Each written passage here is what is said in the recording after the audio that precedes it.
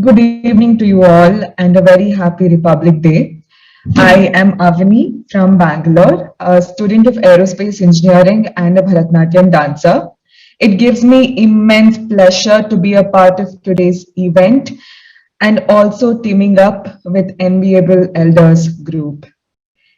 Enviable Elders Group is founded with a focus to provide a unique lifestyle for the retirees. Everyone has different interests and goals, and only a few of them were able to accomplish their dreams in the stream of life.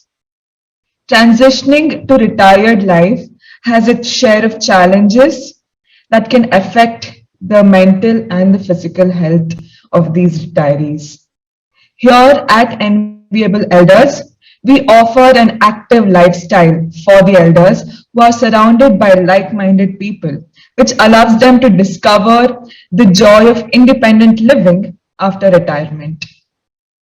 We consistently strive to provide our residents with exceptional experience in their new life.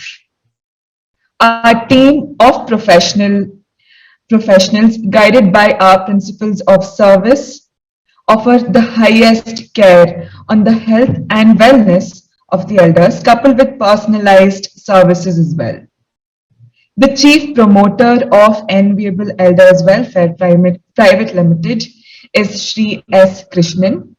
Being a CA, he is ably assisted by a wide association of like-minded qualified professionals along with advisors who are well experienced in healthcare, hospitality and management, and allied fields. Mr. Krishnan had this idea of treasuring the greatness of Indian heritage and culture, knowing very well that the elders we serve are a part of this great continuity in preserving our tradition and culture. This webinar series, as he proposed, is to enable voices of talented experts who are busy in their homes, offices, their professional and spiritual fronts, and doing a lot of work in preserving the Indian culture, legacy, values, ethos to be heard and to be shared among the others. We have a series of webinars planned and hope to showcase a wide range of topics and speakers in the days ahead. Connect with us and be a part of our initiatives. Even otherwise, from wherever you are, ensure that the elders are cared for. I would like to introduce to you Srimati Sudha Bharat, our host of today's event. She is a talented personal in the field of dance, scriptures, and along with her husband, teaches a lot of students across India. She's also learning Sanskrit. We draw inspiration from her efforts and talent. Over to you, Sudha ma'am.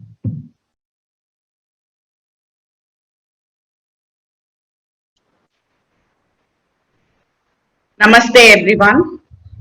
I am Sudha, your host for this evening's webinar on Indian culture, its richness and versatility.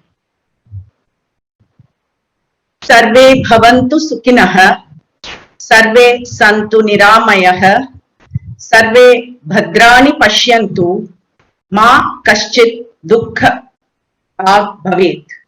May all be prosperous and happy. May all be free from illness.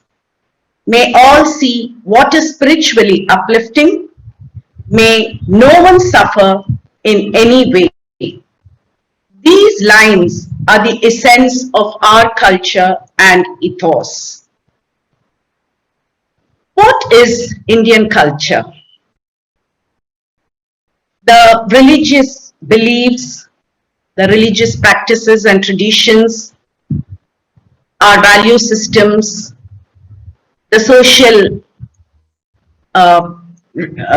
practices that we adopt, and those that we have been following and practicing since the beginning of our civilization, and those which we have adopted after the civilization began down the road is what is generally referred as Indian culture. Being a patriarchal society, it was the onus was on men to practice and to hand over this tradition and culture to the next generation. And in this endeavor, they were helped by their wives or Dharmapatni. Dharmapatni, why? Because she would support them wholeheartedly and carry forth dharma to the next generation. With changing times, women have now taken up new responsibilities, as in they have started supporting their families, they have started pursuing their passion, and with all this, women still stand tall in setting family values, and they continue to teach their children to uphold the tradition and the culture that we've been handed over.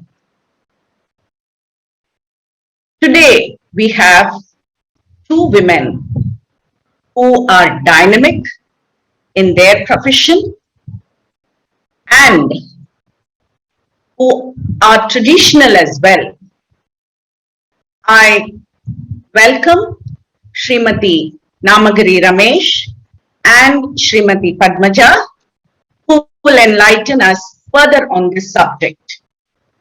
Srimati, few lines about Srimati Namagiri Ramesh.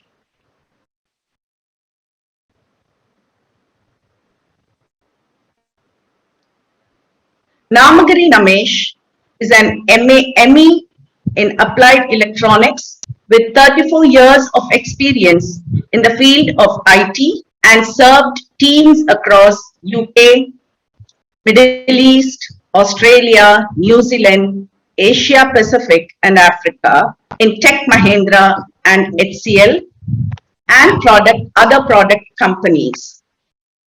Being a guest faculty on soft skills as well as technology areas. She is a Carnatic vocalist, performing artist, and has given many concerts both in India and abroad. She has specialized in thematic programs and is doing research on rare topics. She has published CDs, cassettes, and books. Currently, she is pursuing doctorate in music. She is also a governing council member of Empowering Women in IT, a non-profit organization. She has been awarded many titles, among them notably are the Suswara Gana, Dasa Kalamani, Gana Kala Shiromani, and Nellore Award of Krishna Sweets.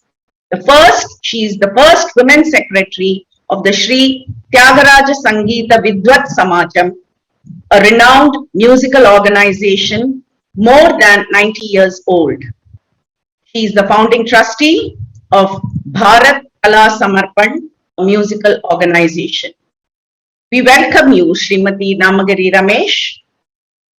Over to Mrs. Ramesh. Thank you very much, Mrs. Sudha Bharat, for a wonderful introduction. First of all, my sincere thanks to Enabling Elders organization for such a wonderful initiative and being part of this initiative on this auspicious day of Indian Republic Day. The topic as such, as indicated by Sudha, richness and versatility of Indian culture. the topic speaks volume about the content. One dimension, it talks about richness. The other dimension is the versatility. Anything that is not versatile will be difficult to sustain. In today's world, we talk about fast pace of activities and agility and many more things, and definitely the versatility becomes very crucial for the sustenance of Indian culture. Avni, can you put the slide please?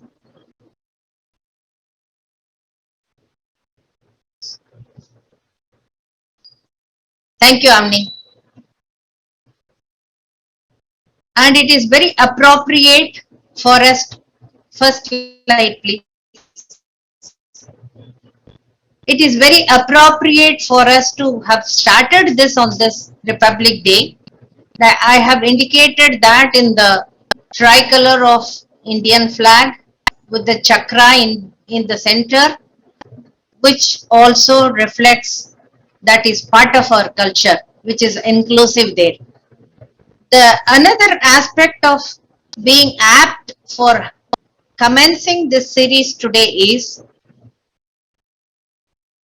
the basic culture and the framework that we talk about is so much, it has a provision for so much of freedom and flexibility, but at the same time it has lot of strict guidelines. This is nothing but what the constitution of our country talks about. There is a preset rules of the constitution, but at the same time we are a very secular country where we talk about diversity and inclusivity. Unity in diversity is what we talk about, and we being a secular state, absolutely this becomes the most apt date to start this kind of a series. Next slide please. The culture, as Sudha Bharat highlighted, it is just a way of life. The multi-dimensional aspects or the art form, it could be health, it could be the practices and beliefs or food or administration related or architecture, religion and many more things which I have picturized here. The proportion and the composition of each of these things could vary from time to time or from region to region or from community to community. But by and large, the culture would have various walks of life and each of it has a place for itself and it has its own dimension and flexibility. That is what we call as versatility. Next slide, please.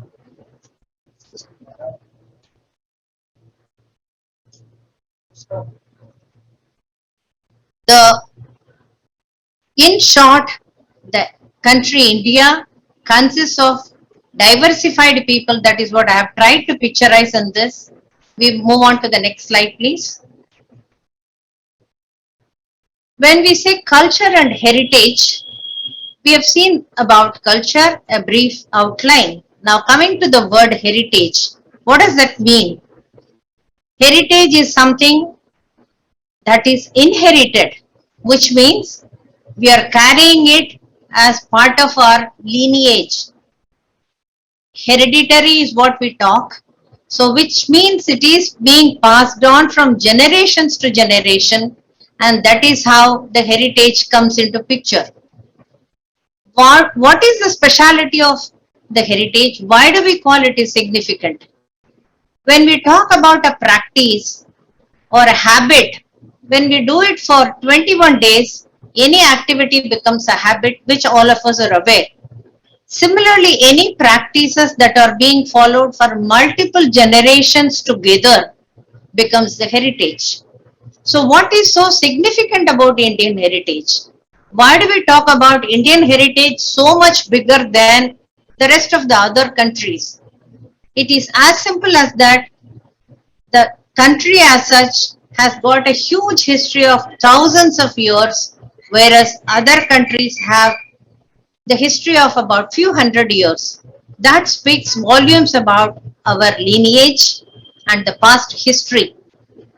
There are geographical evidences to say that how many thousands of years India had been existing, and how other continents have gone into existence by drifting of various land areas from the water portions. And these geographical evidences talk about that India had been a larger chunk of region, land, and now the other rest of the continents have got come into existence at a much later date. So naturally, the lineage or the inheritance or the heritage of the history about these practices are much older, and the moment we say it is older, we normally tend to say it is time tested. So naturally we would have had many scenarios beyond which we have been tested and found successful, and that is what is all about the heritage, which is speaking volumes. Now coming to the practices, there is nothing called a religion we had as such, and all that the heritage of India spoke about or preached was a dharma, a lifestyle, a style of living or leading a life for a peaceful living of self and also the peaceful living of people around. A happy go life, and that is what was all about Sanatana Dharma. There is nothing it preaches as you do this, you do that, or it is not correct, it is not okay. There is no such prescription in this kind of a heritage. It only gives a broad framework. If you want to be a Nastika, don't believe in God, you are free to do that. There is nothing wrong about it. If you would like to explore, yes, you could still do it. If you would like to argue about certain things, yes, the Shastras had a place for everything. We said it is Nyaya, Darga Shastra and so many things. Therefore, the Sanatana Dharma is a very broad outline, and it was absolutely principle oriented and not religion oriented. This has more significance because in today's context we talk about so many religions, so many followers of this path or that path. The Sanatana Dharma had been the cradle for so many religions, Buddhism, Jainism. There are many other religions that have been existing in India. We had been accommodative, we have been very flexible, we have been very tolerant, and there is nothing wrong or right about any kind of principles. At the end of the day, the principle of life, that is what the Sanatana Dharma speaks about. Coming to the next level of heritage that this land carries is absolutely, this is a Veda Bhumi. In this situation, we have to definitely get to the quotation of Sri Adi Shankara. There is a famous saying which says, Sadhasiva Samarambam Sankaracharya Madhyamam Asmatacharya Paryantam Vande Guru Parambaram. So this talks about the lineage. It starts from Parabrahmam, the Sadhasiva, then comes the Acharyas, and then there is a lineage for Guru Parambara. Like the way we talk about the parents, grandparents and great-grandparents, we have a great lineage of gurus who have been instrumental in guiding people around, and that lineage even has a lot of terminologies which we will not go into detail at present. You have Guru, Paramaguru, Parameshti Guru, Paramahamsa Guru and many more like that.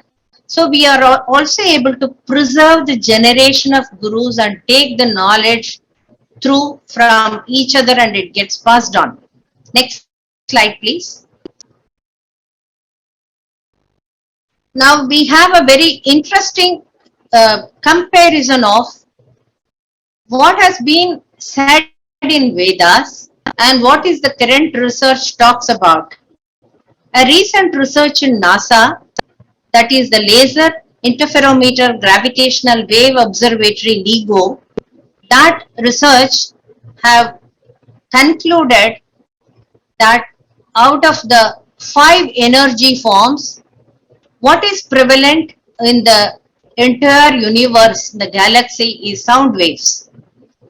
Now, this has been absolutely stated very, very long ago by Manikavachakar in the Tiruvasakam. He says, Paridai Aindai Parandai Potri, Neeridai Nangai Tihalndai Potri, Tiyidai Moondrai Tihalndai Potri, Valiyidai Irandai Mahildai Potri, Veliyidai Mondrai Vilaindai Potri. He talks about Panchabhutas, which is Nilam, Neer, Neruppu, Vayu and Akasam. That is how the Panchabhutas are spoken in our Vedas, and that is correlated to 5 senses of energies, which is your seeing, hearing, smelling, touching, and many the standard 5 peripherals that we talk about for a human body. Now, having said the sound waves are the foremost prevalent, anything that has to be preserved has got to be through Karna Paramparai. Karna means it is ears. So anything that gets to adopt or hear through the ears, we learn, we preserve, we recite, and that is how we pass on to the next generation. That is what we call as Karna Paramparai. Next slide, please. The entire Vedas, when we talk about India being a Ved Bhumi, the entire Vedas is an immense knowledge bank to us. Anything and everything that becomes the master reference for all of us. It has 6 major aspects: Shruti, Smriti, Puranam, Itihasam, Agamam and Siddhantam. They will be a separate topic by itself. Just to get a snippet of what we are discussing today is just a tip of the iceberg. Now that this is going to be a series of webinars like that, so probably this will be a opening session, after which we will have sub-sessions for each of them. Now, coming to little more details. Now, all of us know Vedas and other things. So, what each of them indicate? We know the Vedas are 4: Rig, Yajur, Sama and Atharvana. To get little more detail, Rig Veda talks about praising and worshipping nature. Yajur talks more about worship procedures, which I would say kind of operational things. Samaveda is more of music related, and Atharvana Veda is more to do with the mind and stability of mind related. Each of the Vedas has got 4 sub-blocks within each of them, which is Aranika, Brahmana, Samhita and Upanishad. We will not get into the details. And each of them is supported by 6 external Angas. We call them as Ved Angas. That is Siksha, Vyakarana, Chandas, Nirukta and Jyotisha and Kalpa. To put them in a easy understandable form, all the 6 blocks indicate multi-dimensional aspects like a linguistic thing, grammatical thing, astronomical thing and day-to-day things and many of such things. So the Veda Angas are really the stepping stone for us to get to the next level. Now, to each of the Vedas we have something called Upavetas. There is Ayurveda associated with Rig Veda, There is Dhanur Veda associated with Yajur Veda. There is Gandharva Veda associated with Sama Veda, and Artha Shastra associated with Atharvana Veda. The reason why we are getting to these things now is that shows the richness of how much of a knowledge we have, and it is absolutely impossible for anybody to get into the detail of each of them. Now, Smriti is something that has been put into the next level of understanding from the Vedas by Vyasa, and Smriti means to remember. So that next toned down version, and 18 of them, is Smriti. Now come next level is Puranas. Purana means it is old but it is new. Pura Api Nava Purana. That is what it says. Which means, though it is old, it is new. Which means, the Puranas and the stories could be old, but the ideas they teach are relevant at all times. That is the significance of Puranas, and they are like the magnifying lens of the Vedas.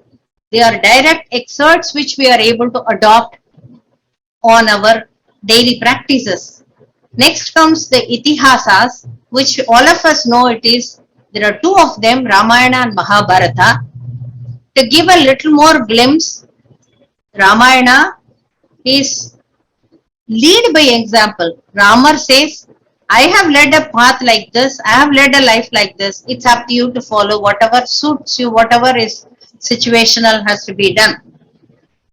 Now coming to the Bhagavad-Gita, it is more to do with the Kali Yuga Dharma. People might say, okay, I am unable to follow this, that doesn't work in current context, I have so many Laukika problems. But Kali Yuga Dharma has been put in very clearly in the Bhagavad Gita, and that is why time and again we keep referring to various chapters of Bhagavad Gita for us to refer. Of course, then comes to Agamam and Siddhantam. Agamam in short has got lot of architectural inputs about the temple, the way it has to be constructed, the type of pujas to be performed, and so on and so forth. Siddhantam consists of many things like basic principles.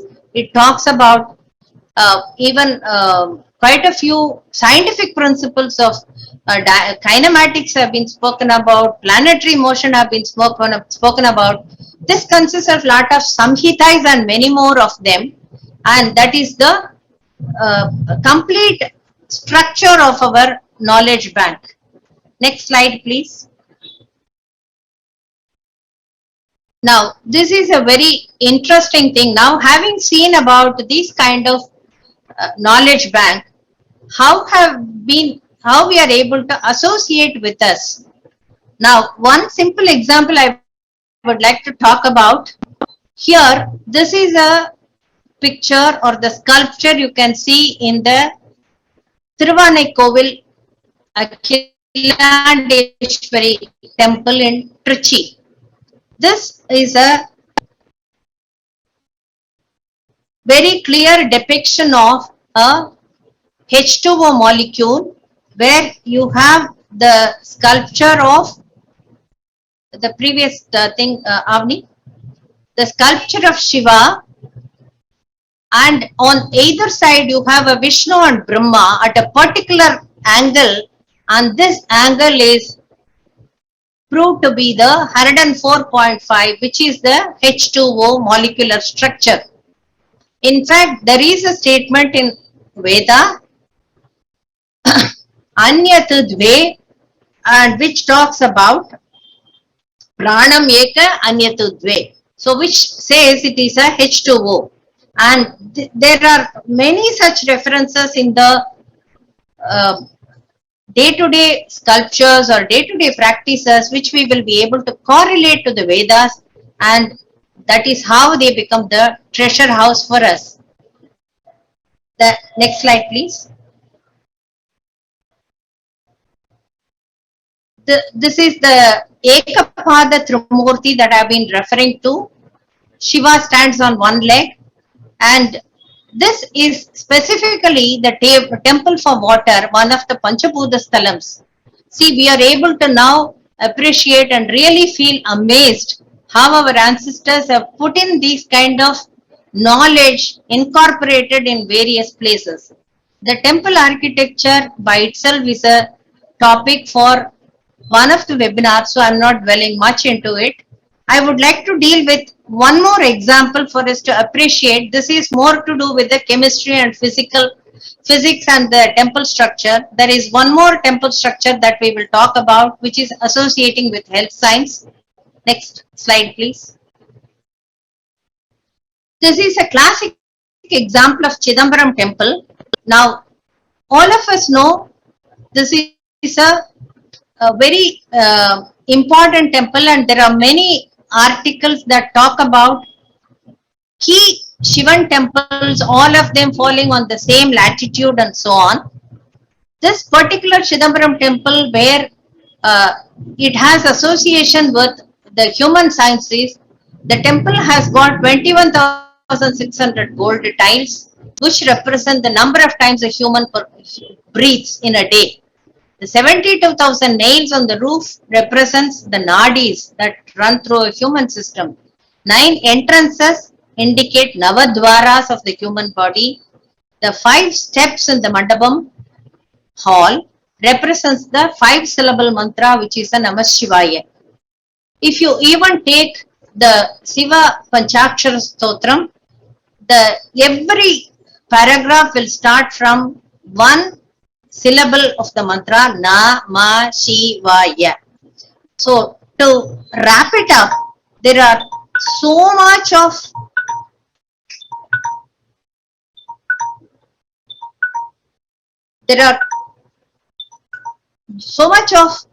content in the knowledge bank that we are not even aware of, and we have come far away from the basics, and we have been in the false life thinking that few things are essential and important in life. And if you look at, there are so many medical prescriptions which are put in the form of Siddhar Padalkal. If you say that, even in we are talking about encryption and decryption today. Many of the Siddhar Padalkal have got that encryption decryption. On the straight outlook of the song, you will not understand the meaning, but when you get closer into it, you will understand that. There are many more such concepts into it. Next slide, please. So to sum up, few of the day-to-day practices that we have been following, whether we know the reasons, basis or not. One simple example is a bedtime story. Anything that you think about, you go with a positive mind. Before you go to a bed, we keep talking. So anything that you do just before you sleep, that gets very deeply settled in the subconscious mind, and your mind start working towards that. It could be a valorous thing. It could be anything that you would like to carry on forward. So good traits, good habits, good character formation stories were said. That is why those days for the children, so that they go with that kind of a positive thought, and that makes them think and develop them into more refined human beings. We talk about Uttarayanam, Dakshinayanam, Thai, Pongal, and now we see from the scientific evidence that there is a sun tilting, the direction change that happens, and that we get to see. Similarly, the trimester, every seasonal change, every 3 months we talk about Chitrayadi, Tulam and Thai. So this is a trimester. They talk about seasonal change. They associate food along with that. They have a puja associated with the climate change. It is really, region based. It is deity based. So depending on the region, they have their own practices. Similarly, we talk about Dharbai, and it has got so much of resistance and properties. And the water, we use it for Punyavajanam, and we also have that as the mantra balam goes into the water, and it is being used for various things like Kumbhabhishekam or for Sadabhishekam or for Punyavajanam. Now the researchers indicate the memory, the water has the memory and it retains whatever has been given into it. So which means, which talks about the mantra balam that goes into the water. There are many more such day-to-day practices. To put it in a nutshell, the heritage that we carry from our lineage, it is absolutely utmost important for all of us to carry them, and it is our moral responsibility to pass it on to our next generation, either with reasons or without reasons, and absolutely required to look at the elders as the treasure houses and their knowledge banks, which is available to us as of now, so that it is a ready reckoner and we don't end up reinventing the wheel. We start or continue the journey from the point where they have left, so that we are able to reach our goals of life, not the worldly goals, ultimate goals of life at a very reasonable time, and it all of us leaves us with a happiness and pleasure. So I think with this I would like to conclude and open the session for Q&A, or I don't know what is Sudha has planned. Anyway, so it is absolutely important for us to carry the heritage and pass on. Definitely, I am sure it is not an easy task in so many distractions that are around us, but I think it is our responsibility to pay attention to this. And from that context, this has been a brilliant initiative by Enabling Elders group, that it has made all of us to think in this direction and put at least one step forward towards achieving these objectives. Thank you again for a wonderful opportunity to speak on this interesting topic. Thank you so much.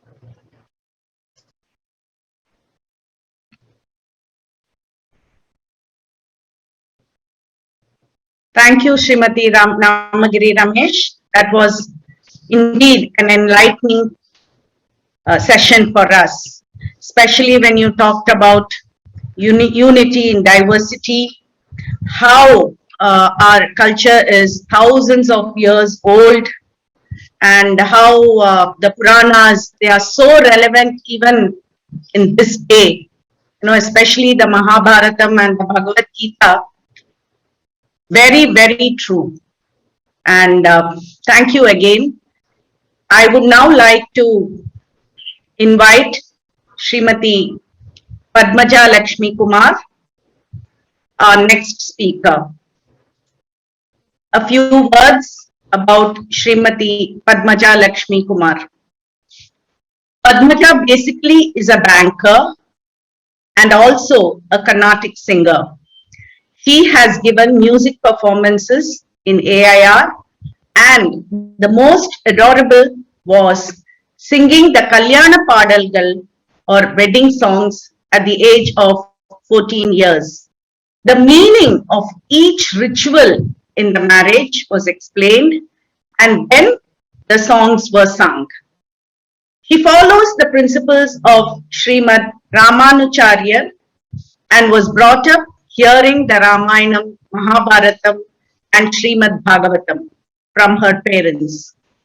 As a banker, she has to speak in seminars and webinars of the various schemes available for the industry and entrepreneurs. Managing family and work and being an Indian embedded in tradition is not a challenge. It is a joy, and she wants the next generation to be trained to manage life without losing on the culture and heritage. Srimati Padmaja Lakshmi Kumar, we welcome you for the next session. Thank you so much. Avni, can I get the slides, please? Yeah, the second slide.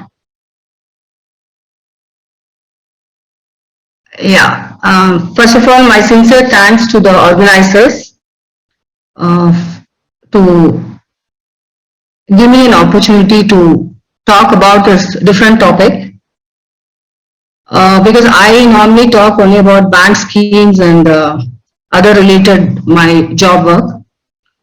So firstly, my pranam to Guru Srimat Ramanujacharya. About Ramanujacharya, he was not only a spiritual guru, but was responsible for various social movements. And my pranam to Srimat Aragya Singer, who made us realize that the purpose of life is to attain moksha and to engage in good and dharmic deeds. My pranams to my parents, who were responsible for me to believe in rituals and scriptures, and who taught that everything is planned by our ancestors, which has got scientific reason. So thank you everybody, and I start my presentation. I would also thank Madam Namagiri Ramesh, who has gone into details of heritage, Vedas and scriptures. And I'm happy that my presentation is more into Indian culture and activities. So I think that will be, participants will be happy to enjoy this PPT. In India, there are different cultures and traditions which are adopted by Indians, making it the soul and essence of India. As you all know, India is also the Punya Bhumi and Karma Bhumi. Traditions and customs are indispensable part of our lives and is handed over from generation to generation, ensuring that it leads to higher levels of spirituality, learning and respect in India. India is proud of its culture and its people who follow it. There are many traditions in India such as respecting elders, caring for environment, living in honesty and helping other people. This is our culture, and I'm very happy this ENVIABLE Elders organization is also aiming to help and protect our culture by caring for elders and doing environmental work. Next slide please.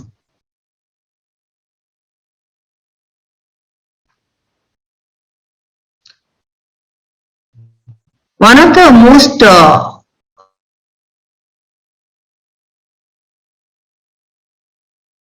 the joint family is a part and has many benefits. In the joint family, all share the problem with each other. If there is a crisis in the family, members of the family gather, discuss and resolve. The other aspect of the joint family is the strength that lies in the members.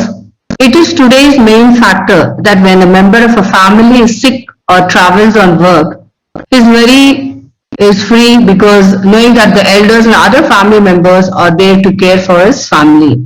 So joint family system is slowly it is vanishing, but it is the elders, we should plan and ways to protect the same. Next please. In Indian culture, people are deeply involved in religious activity.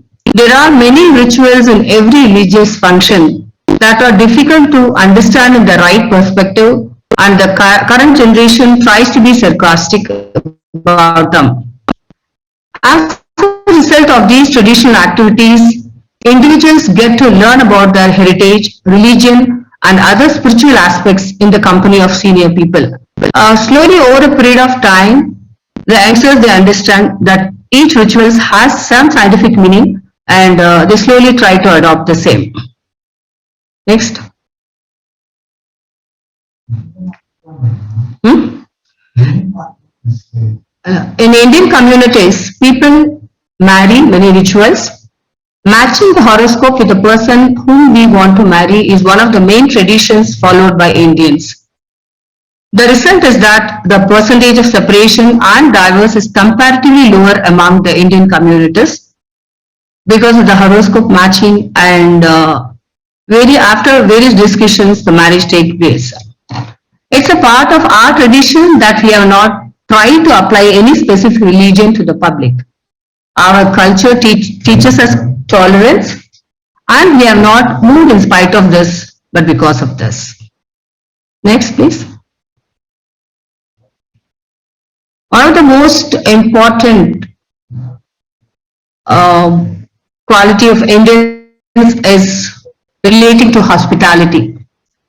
India is synonymous with hospitality and greatness. The warmth of India is to be seen in its diverse relationships and exchanges with people, races and communities around the world. The value of hospitality in India can be seen in the homes of Indians. The warmth that Indians have shown in their homes is a reflection of their warmth. Here I would like to indicate to our participants that there are some foreigners who regularly visit India to just enjoy the hospitality in India. They take 2 months, 3 months off from their heavy work schedule and come here and enjoy the various religions and rituals in India. Aditi Devo Bhava is synonymous with Indians. In other words, the guest is considered as God. It symbolizes the love and trust of Indians in the human race without any discrimination and reservation. Indians can embrace other humans with open arms. Xenophobia is not a specialty of Hobbies and hot Indian. The sense of hospitality gives Indians the priority to the guest to ensure the well-being and comfort. Next, please. Yeah, the unity in diversity. This is one of the main quality of Indians. The culture of India has not been rooted within itself. There is a very elastic one to accept and integrate unequal elements. It has strongly produced a healthy culture of diverse traditions, customs and practices. This diversity has found its place under the sun. In fact, Indian psyche has been encouraged to promote diversity and promote the development of many elements that make the country's culture. Therefore, we look at the presence of so many different religions in India, willing to live together in harmony with nature, brotherly love and affection. Next, please. Awareness of Indian culture to youth. Yeah, so India has got a rich culture, rich heritage, but unless it is going to be preserved, unless it's going to be followed by the younger generation, everything will be, there will not be a value for that. So, Indian culture is completely made up of the values which offer liberation to its soul. India's social customs, religious and spiritual concepts, education, literature all come together, which we call our culture. It is also known as mother of culture. Music, dance, paintings, sculpture and other art forms, agriculture, science and industry, all these fields explore their roots for centuries. The strength of Indian culture has always been its ability to accept and assimilate other ideas. Respecting elders is a cornerstone of Indian culture. Our guest is our God. This is a very common cultural trend of this country. India is a large nation with a federal structure. There are 29 states and 7 union territories which present a true description of different cultures, languages, habits and religions which has withstood the many onslaughts, invasions. Unity in diversity is the strength of Indian culture. Even in food habits, India presents a mind-blowing variety. As you all know, there are different types of foods for North India, South India, and other varieties. Next, ma'am. Different festivals celebrated in the country join the peaceful coexistence of the people of different religions living on the country. Indian culture is actually a result of the continuous synthesis of many external influences during its long and eventual journey. Indian youths are proud to be associated, and we should make them proud to be associated with diverse cultural trends and often choose to be part of showing Indian cultural trends in their schools, colleges and institutions. Next, please. Some ways to create awareness of Indian culture. Madam Namgri Ramesh was explaining how to preserve our culture, heritage within our home. So this on a social level, I am just going to give some ideas. The Indian culture has always viewed education and related institutions as temples of learning. Social psychologists R. S. Barth writes, a school's culture has far more influence on life and learning in the schoolhouse than the State Department of Education, the superintendent, the school board, or even the principal can ever have. Schools, daycare centers can have tie-up with old age homes so that the rich experience of the elders can be shared with the children. Cultural programs can be held at the old age centers with the performance of children which will refresh the minds of elders, and also the children can be made to serve the elders. Sponsorship from organizations have to be planned. Sponsorship from organizations dealing with children products, elder citizen products can be lined up. These are some suggestions the team can view it actually. Take a note of this. Next please. Since this program has been designed for Enviable Elders Association, I was thinking there some ideas can be given to develop the old age center. Because for any organization to be sustainable, money flow and a dedicated team is essential. So one of the major activity I feel clustered activities can be planned in and around the old age center where government grants are available which can take care of the monthly maintenance expense of the old age center. This may initially require some minimum funding for paying to the consultants who will help in getting government grants. There is a need to have a meeting of technical consultants, implementing agency representatives and government officials. Next please. Sponsorship from big corporates, government organizations, big industrial houses have to be carefully planned for a regular fund flow. And there should be also second line of managing team, by which I mean a group of young volunteers from big corporates or even who are socially, who would like to join, can initially start devoting time on weekends, and there should be proper legal formation of the trust. Next please. These are the activities, some of the activities which can be planned in Enviable Elder Center. It can be a regular performance of cultural activities, Veda recitation, discourses of scriptures by Pandits, Bhagavatas. Like Madam Namgri Ramesh was going to detail into various heritage and Vedas. So those things can be actually planned as a program which will help the youth also. Annadanam programs by inviting sponsors, cow protections and cow protection volunteers can be identified. Next please. Yeah, finally, I'm coming to the thank you question. The surprising thing of India is that Indian custom and tradition has managed to escape from many external attacks and foreign rule over the centuries. In spite of British rule and other Portugal and other invasion, we still find Indian culture is growing every day. That is, we have a strong root here, I could say. It also gives strength to my thinking and interest to learn more about Indian culture. Being a citizen of this mesmerizing country, we all should feel proud to be born in this cradle of civilization. This is a rare experience that India gives us among all the countries. A perfect blend of different rituals, beliefs, traditions and whatnot.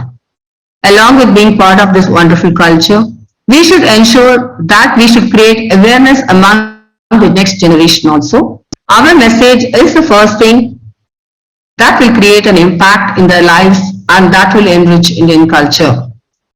My sincere thanks to Sri Suresh Ayarji, Krishnan sir, Avni ma'am, Madam Namgiri, Sudha madam and the entire team who were involved in the making of this event. I feel it is just a beginning and we have a way to go. Thank you so much. And we will be in contact because I've given some suggestions where I will also get involved in the fund relating activities and all. Because since I am in the banking sector, I thought I wanted to put that also in my presentation. Thank you so much.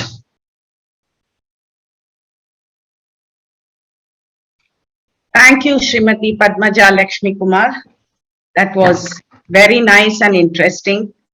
You spoke about unity in diversity, just as Srimati Namagiri Ramesh.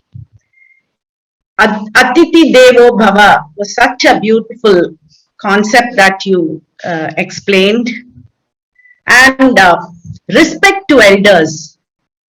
It was so much in line with the motto of Enviable Elders. That is indeed really good.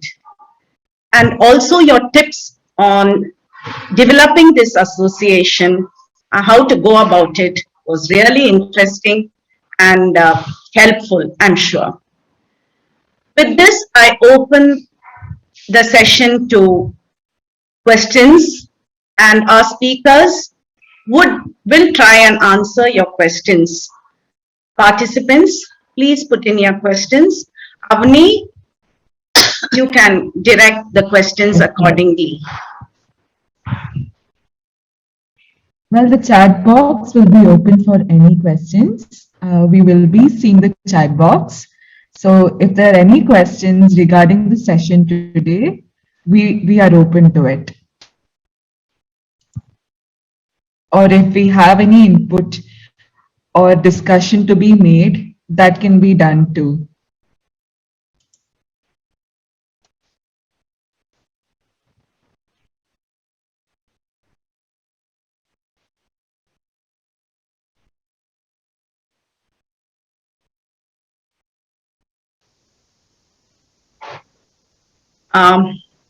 Can we move on? I don't think there is any question that is put up. At this stage, I would like to thank... Yeah, so I would just like to add a point. Yes. If I'm audible. Yes, you are. Carry on. One aspect of the Indian culture and why we are able to sustain our tradition and culture is something called the teaching and learning. All the other societies have a teaching and learning only concerning the livelihood and academics. Typical. But in India, a typical average family may learn 3 languages when the child is about 5 years. A local state language, national language, mother tongue and English, maybe 4 languages. And at home, schooling and teaching and learning come from in the form of music, in the form of a tradition, and so many other chanting, which is even to work, which helps the memory, that helps the child to grow socially as well as I may put under bracket religiously, because that's one aspect. As we say, Sanatan Dharma is not a religion, it's a way of life. And the scriptures are a treasure backup or a knowledge. It does not know information with any belief system. It's just knowledge. So there's a huge amount of this preservation which is being done automatically. And as Sudha rightly pointed out, earlier the housewives were not involved in the coming outside and doing any work as far as openness in preservation. But today they are also working, they are also having a lot of responsibility and trying to maintain this tradition. So I would like to support Namdevi's viewpoint of how this culture is to be preserved, and Padmaja's point also how to make it viable as to truly reflect the banker's approach of helping people. So both of them have really gone, one of them back to 5,000-year history, and the one is holding on to the present day history to try to even help enviable elders. So my one question which can be discussed by both of you is, how do we sustain this progress? Because a lot of children are going abroad, and when they go abroad, they want a status and they don't want to be in the confines of this tradition. So how do we arrest that? When we become rich, we change our lifestyle. When we go to a new house, which is in a bigger lifestyle, we want to change our life. So how do we make this aspect a more controllable situation or more manageable?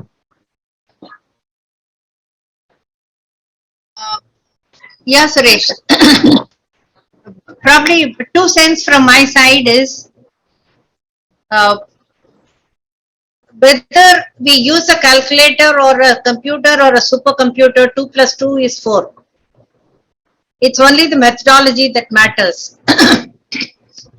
And the fundamental values, if we can imbibe in our next generation right at the early stages, and make sure that we are in constant touch on those areas, I'm sure the next generation will involve themselves and try to build on it and take it further. Classic example I would like to quote in my own family is my son. He did his MBA in UK. He was there for a couple of years, but now he is very clear he wanted to be back to India, and he is in India. And in fact, I would like to thank him at this juncture who has done this presentation for me. So which means he is aware of the content by and large as to what I have spoken today. Whether he digests those contents or not at this stage, at least he will be in line and tuned mentally to the concepts. That is up to him to take it further eventually as he grows or to subsequent stages of life. Probably another stage I want to highlight is while somebody is or the kids are away from us, staying in touch with them not about their status, it is not sufficient. Making them aware of our position and status or our activities or our involvement, if we are constantly interacting on those topics as well, absolutely the strings are never let loose. Even on a daily puja or whatever practice we would like them to adopt, if we can keep just giving them updates about what's happening, that is enough. The rest of it they will obviously follow in line and they will adopt and do that. I'm sure, and definitely that's what happens. In fact, I have been a working mother, and still I'm very happy he is able to do that. So if that is possible, anybody can do it, I guess. That's my 2 cents. Thank you very much. That was very well explained.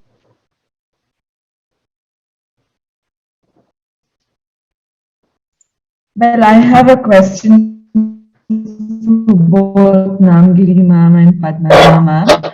So, what do you suggest for the present youngsters, your generation, like to see our generation with respect to Indian heritage, culture, legacy? What is your suggestion on us taking it forward?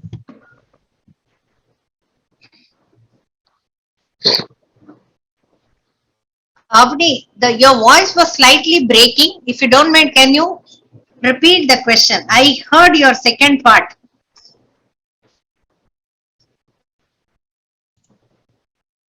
Sure. Is it better now? Yeah.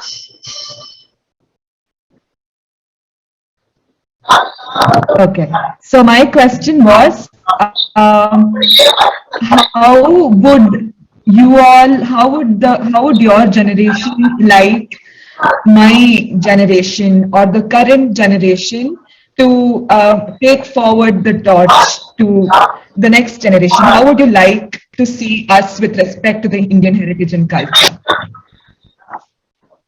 Okay. My view is, if you can consistently follow the practices of this generation with the conviction, that is important.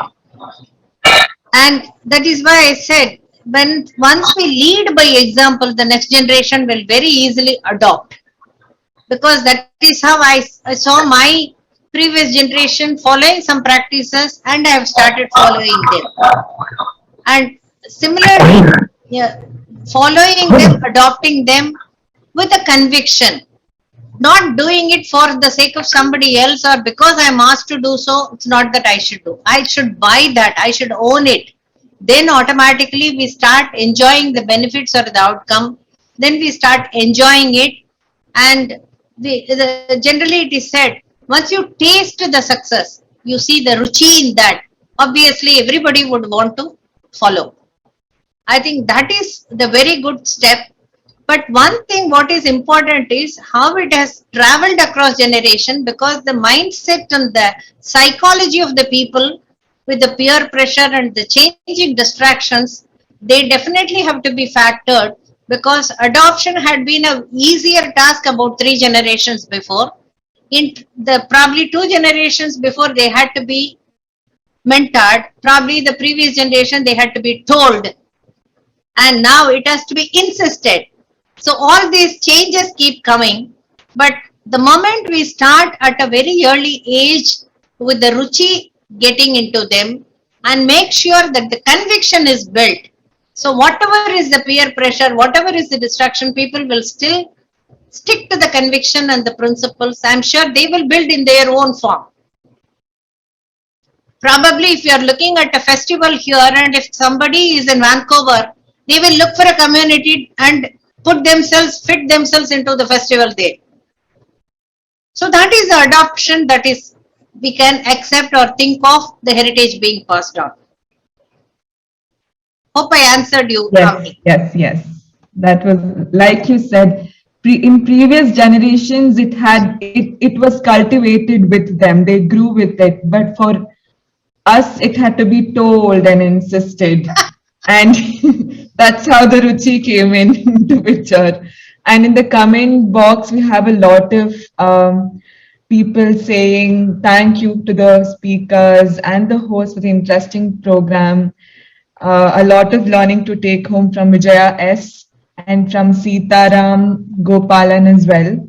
And Mr. Narayana Prasanna says, very good concept to spread our heritage. Congratulations to the organization. And we have another person saying the same as well. So people certainly would have learned a lot from this session. Thank you so much.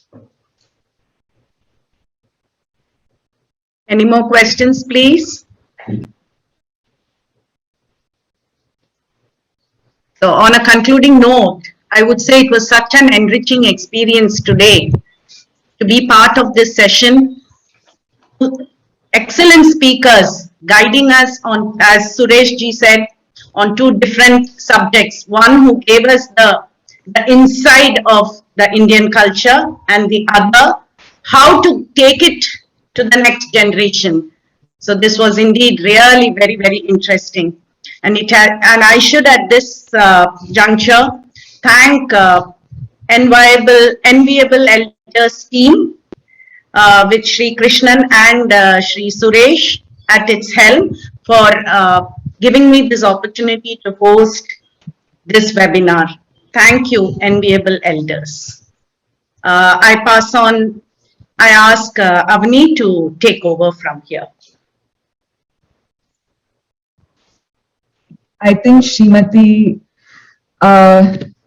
Sri Vidya ma'am would like to conclude the meeting with a vote of thanks. Over to you, Sri Vidya ma'am. Thank you, Ms. Sudha, and thank you, Avni. India is celebrating her 73rd Republic Day today, and I'm sure we will all agree that it's a good initiative to start with. Thank you everyone for taking the time to attend today's webinar, and I'm so grateful for this opportunity. It was a pleasure to see all the speakers educating us on the main points of richness and versatility of our Indian culture. They spoke on various points that covered the information required for the present generation. I now wish to propose the vote of thanks as a conclusion to the day's event. This webinar is the brainchild of Mr. Krishnan, and we thank him for giving us the opportunity to conduct this program as a team and inviting the speakers and the host to make the webinar memorable.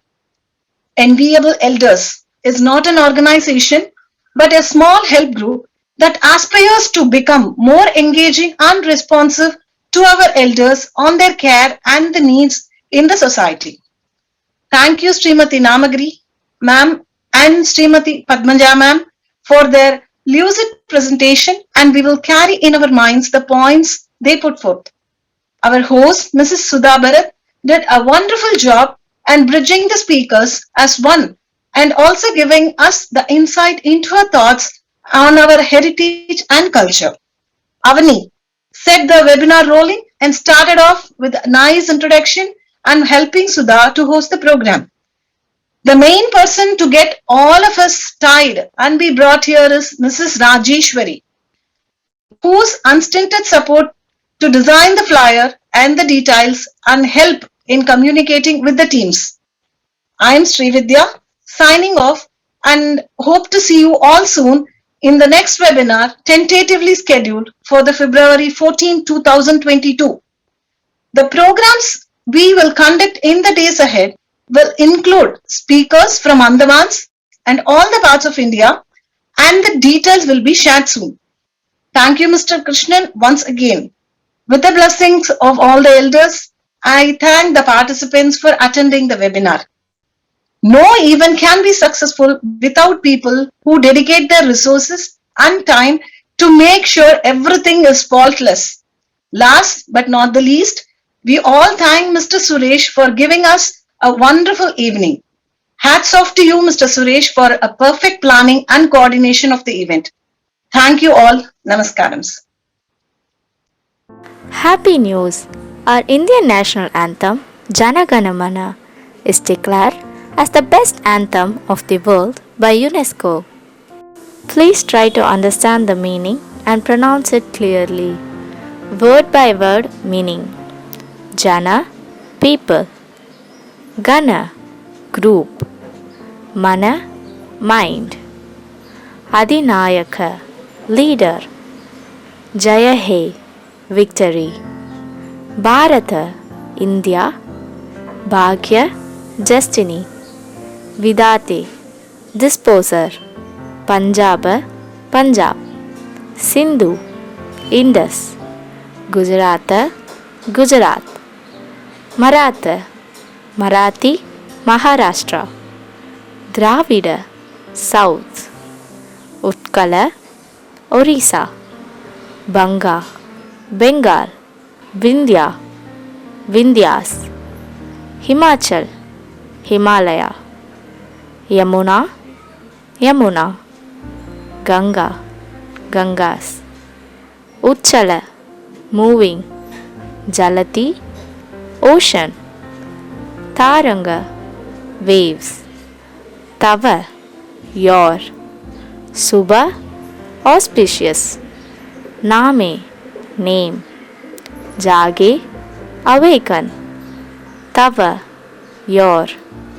Subha, auspicious. Ashisha, blessings. Mage, ask. Jahe, sing. Tava, your. Jaya, victory. Gata, song. Jana, people. Gana, group. Mangala, fortune. Dayaka, giver. Jaya He, victory be. Bharata, India. Bhagya, destiny. Vidata, dispenser. Jaya He, Jaya He, Jaya He, Jaya Jaya Jaya He. Victory, victory, victory, victory forever.